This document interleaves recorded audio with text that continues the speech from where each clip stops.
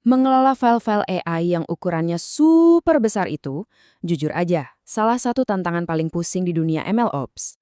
Nah, kali ini kita bakal pecahin masalah itu bareng-bareng pakai satu tool keren bernama Git LFS. Oke, coba deh bayangin skenario paling horor ini.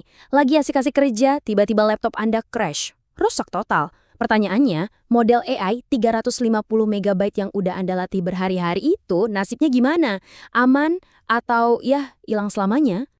Dan masalahnya itu bukan cuma soal hardware loh. Bayangin lagi, ada anggota tim junior yang salah pencet Git commit. Cuma satu kali, dan boom! Seluruh pipeline deployment tim jadi rusak. Ini bukan cuma teori ya, ini masalah nyata yang bikin rugi banyak di perusahaan. Tapi tenang, nggak usah panik. Ada solusi cerdas buat semua masalah ini. Saya, asisten Muhammad Ishak, dan dalam beberapa menit ke depan, saya bakal tunjukin ke kalian cara mengamankan aset AI baik punya Anda pribadi maupun punya tim dengan cara yang benar. Oke, jadi apa sih sebenarnya yang mau kita lindungi ini? Kita sebut aja artefak AI.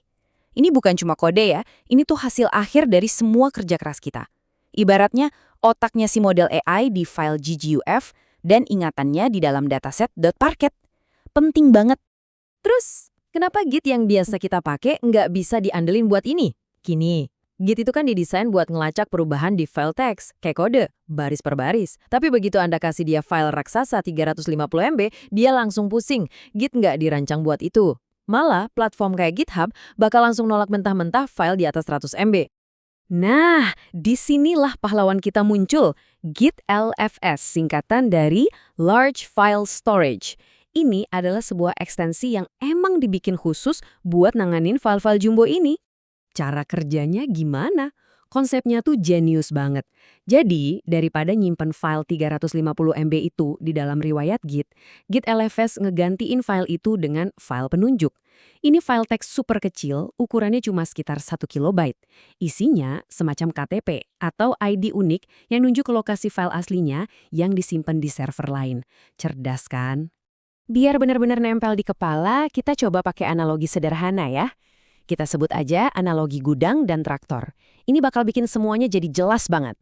Oke, pertama-tama anggap aja Git yang biasa itu kayak buku catatan buat inventaris barang di gudang Anda.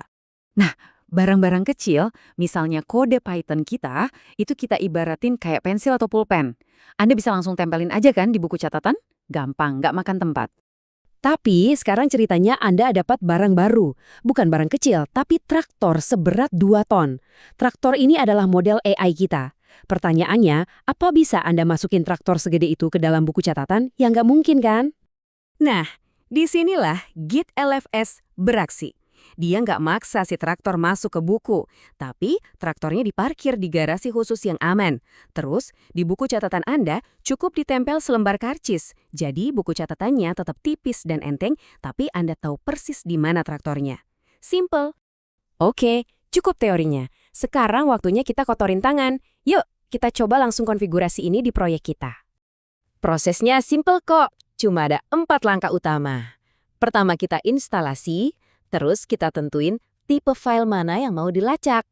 Lalu kita edit sedikit file.gitignore, dan yang paling penting, kita belajar cara commit yang benar biar nggak salah langkah.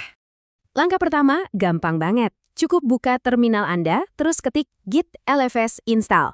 Perintah ini cuma perlu dijalanin sekali aja di setiap komputer yang Anda pakai. Sekali seumur hidup per mesin.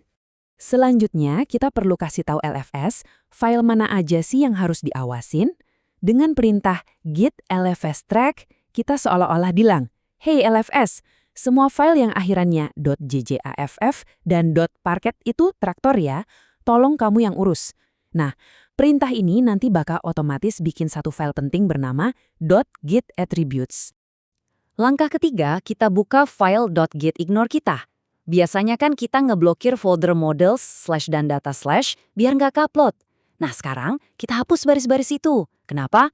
Biar Git bisa ngeliat file-file ini yang nantinya bakal diurus sama si LFS. Nah ini dia. Tolong perhatiin baik-baik ya. Ini langkah yang paling krusial dan paling sering bikin salah. Prosesnya itu ada 2 tahap. Pertama, Anda harus commit file.gitAttributes dulu. Anggap aja ini kayak nyimpen buku aturan mainnya LFS. Udah? Oke. Baru setelah itu, di commit yang berbeda, Anda tambahin file-file besar Anda. Urutannya wajib begini, nggak boleh kebalik. Saya ulangi lagi ya, ini tips penting yang ngebedain engineer pro dari pemula. File.git attributes wajib di-commit sebelum file modelnya.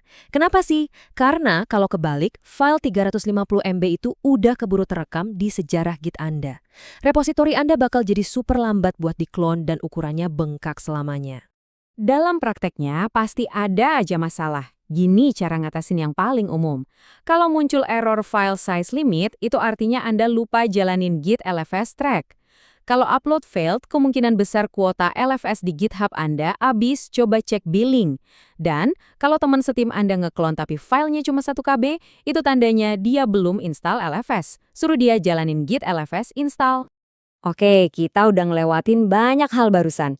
Yuk kita rangkum poin-poin paling pentingnya biar nggak lupa. Jadi, intinya apa aja yang kita pelajari? 1. Git itu buat kode. Git LFS buat artefak raksasa. 2. LFS itu pakai file penunjuk yang cerdas biar repositori kita nggak bengkak. 3. Dan ini yang paling penting, selalu commit.git attributes duluan. Selamat ya, Anda baru aja menguasai salah satu skill paling dasar tapi krusial di MLOps, manajemen artefak. Oke, modal AI kita sekarang udah aman, udah terkelola dengan baik. Tapi, dia masih kejebak di dalam terminal. Pertanyaan selanjutnya adalah, gimana caranya kita bawa model ini keluar ke dunia nyata supaya bisa dipakai sama banyak orang sebagai aplikasi? Nah, itu bakal kita bahas di kesempatan berikutnya. Jangan malas membaca materi yang sudah diberikan dari dosen kalian ya, demi masa depan dan keberlangsungan karir kalian nantinya.